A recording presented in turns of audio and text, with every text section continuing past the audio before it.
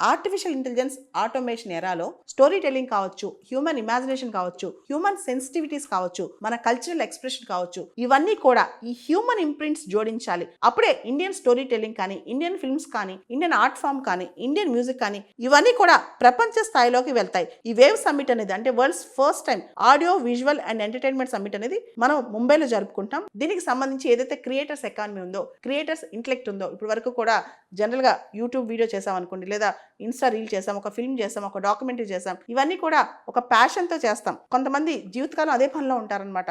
వాళ్ళకి ఒక ఎంకరేజ్మెంట్ రావాలి, వాళ్ళకు కూడా ఆర్థికంగా వాళ్ళకు కూడా ఒక ప్రొఫెషన్ లా మారాలి. ప్యాషన్ కాస్త ప్రొఫెషన్ లాగా కూడా వాళ్ళకి వచ్చే అవకాశం ఉండాలన్నమాట. దాంతోపాటు ఫిల్మ్ ఇండస్ట్రీ అనేది ఓన్లీ ఎంటర్టైన్మెంట్ కాదు, దానిలో చాలా క్రియేటివిటీ ఉంటుంది. ఉదాహరణకి బాహుబలి సినిమా ఉంది, దానిలో ఆడియో విజువల్ ఎఫెక్ట్స్లో ఎంత క్రియేటివిటీ ఉంటుంది. దాన్ని పూర్తి స్థాయిలో మనం అప్రిషియేట్ చేయగలగాలి, వాటిని గుర్తించగలగాలి. అందుకే భవిష్యత్తులో వేవ్స్ అవార్డ్స్ కూడా రాబోతున్నాయంట. క్రియేటివ్ ఎకానమీకి సంబంధించి లాస్ట్ ఇయర్ 2024లో ఒక రిపోర్ట్ వచ్చింది, క్రియేటివ్ ఎకానమీ అవుట్లుక్ 2024 అని. దాని ప్రకారం ప్రపంచవ్యాప్తంగా క్రియేటివ్ ఎకానమీ అనేది 50 మిలియన్ జాబ్స్ ని క్రియేట్ చేసిందంట. $2 ట్రిలియన్ ఎకానమీ అంట. ఇంకా భవిష్యత్తులో బాగా పెరగబోతుందంట. రకరకాల రిపోర్ట్స్ ప్రకారం భారతదేశంలో కూడా ఈ ఎకానమీ చాలా స్ట్రాంగ్ గా ముందుకెళ్తుందంట. క్రియేటివ్ కంటెంట్ ఎకానమీ అనేది ఇంకా బాగా పెరుగుద్ది. కాబట్టి క్రియేటివ్ కంటెంట్ అనేది ఓన్లీ ఎంటర్టైన్మెంటే కాదు, అది ఒక రెవెన్యూ మోడల్ కూడా కాబోతుంది, జాబ్ క్రియేటర్ మోడల్ కూడా కాబోతుంది.